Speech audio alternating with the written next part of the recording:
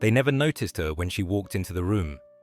Not because she was quiet, but because the room was built to ignore people like her. Crystal chandeliers glittered above marble floors. Men in tailored suits spoke in voices worth billions. Every handshake inside this restaurant could change markets or destroy them. And she carried wine and plates, just a black woman in a black uniform, moving silently between the most powerful men in the world. The first thing people noticed about Amara Leclerc was not her beauty, though she had it in a quiet, dignified way. It was her silence.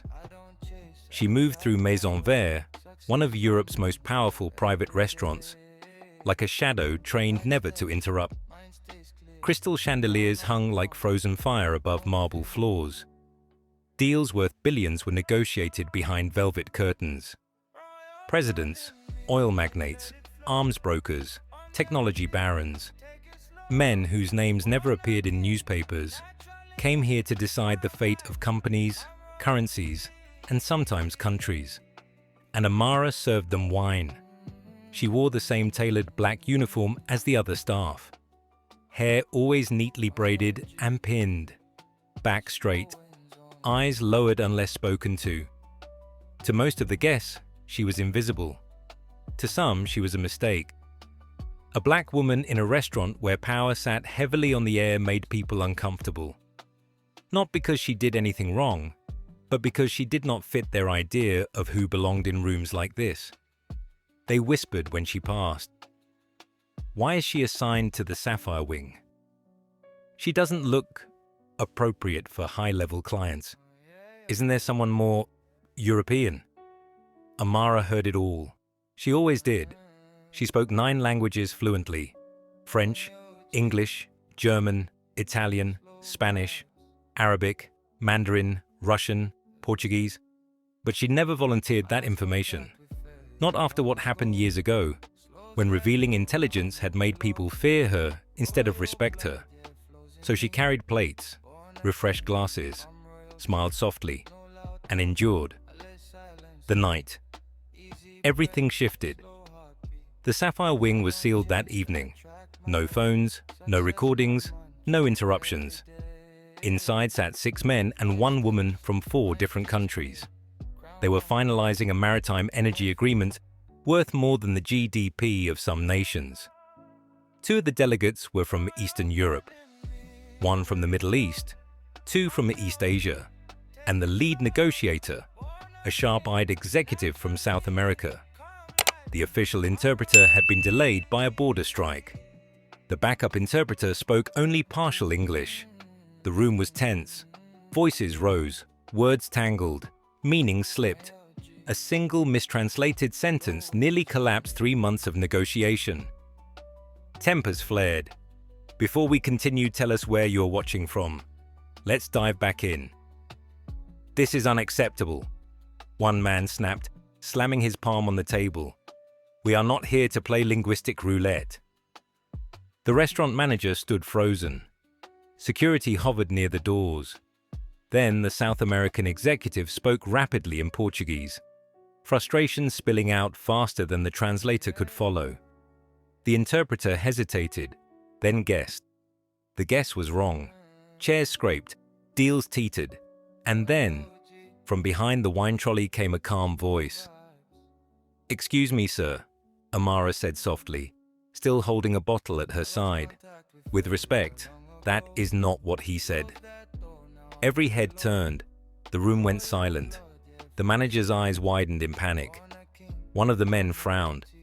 "And you are—" Amara met his gaze for the first time that night. "He said," she continued in perfect Portuguese, "that the delay in port access is temporary, not a refusal, and that your response sounded like a threat, which he believes was not your intention."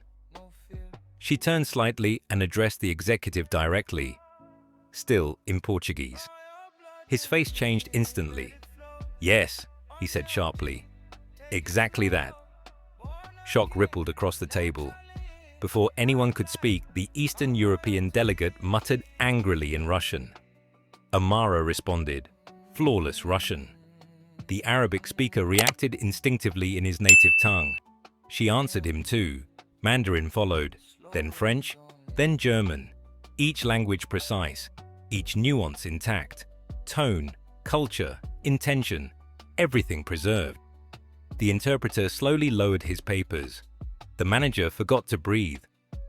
For 15 minutes, Amara stood between the world's most powerful negotiators and became the bridge holding the deal together.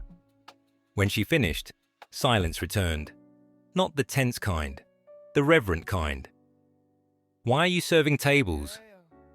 Finally, the woman at the table, the only one who had not spoken, leaned forward. "Why?" she asked quietly. "Are you working as a server?" Amara folded her hands respectfully. "Because this is the job I was offered." "That's not an answer." Amara hesitated, then spoke the truth. "I studied linguistics and international relations. I applied to over 100 institutions. I was told I was overqualified, unrelatable, or not suitable for front-facing diplomacy." She paused. "So I took the uniform they gave me instead of the chair they refused." No one interrupted her. No one dared. The shift in power. The negotiation resumed, with Amara seated at the table. Not standing, not serving, seated. By the end of the night, the deal was signed. But something else had changed. The men who once dismissed her now waited for her words before speaking. When she clarified tone, they listened. When she warned of cultural offense, they adjusted. When she translated emotion instead of just vocabulary, trust deepened. As the guests departed, several paused. One offered a business card embossed in gold. Another bowed slightly. The woman executive said simply, "The world wastes talent too easily." Aftermath. By morning, Maison Verte had a new policy. All diplomatic bookings must include language consultant. She no longer carried trays. She carried authority. Yet Amara remained the same. Calm, observant, composed. She knew something most powerful men never learned. Power does not always sit at the table. Sometimes, it stands quietly beside it, until the world finally needs to understand its own words. And when that moment comes, even the men that matter must listen. Thanks for watching. Subscribe now if you want to see us next time.